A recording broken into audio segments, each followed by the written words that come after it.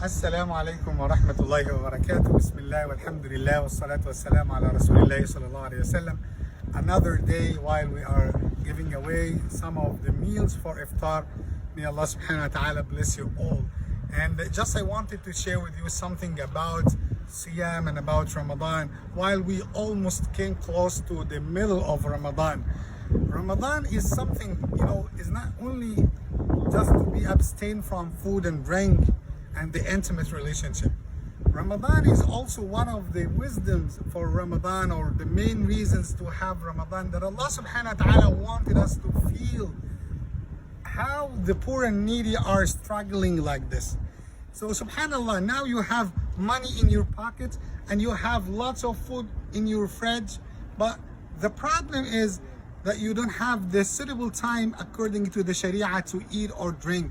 This is the only problem. Could you imagine if you have a poor person, a needy man, but he does not have money even to bring his food? Subhanallah. This is one of the wisdoms from Ramadan. That is why we always said that Ramadan is the month of feeding. It's not the month of eating. Let's raise this flag and let's have that slogan by saying that we have to feed everyone. And could you imagine when you feed the brothers and sisters, when you participate in feeding them in iftar, subhanallah, you will get the same reward exactly like they had. Subhanallah, this is something we have to share with everyone. Ramadan is the month of feeding, not the month of eating.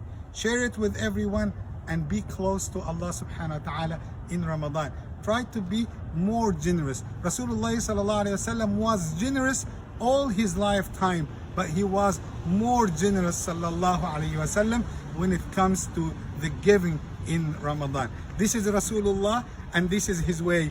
Jazakumullahu khaira. May Allah subhanahu wa ta'ala accept our fasting. May Allah subhanahu wa ta'ala accept our salah.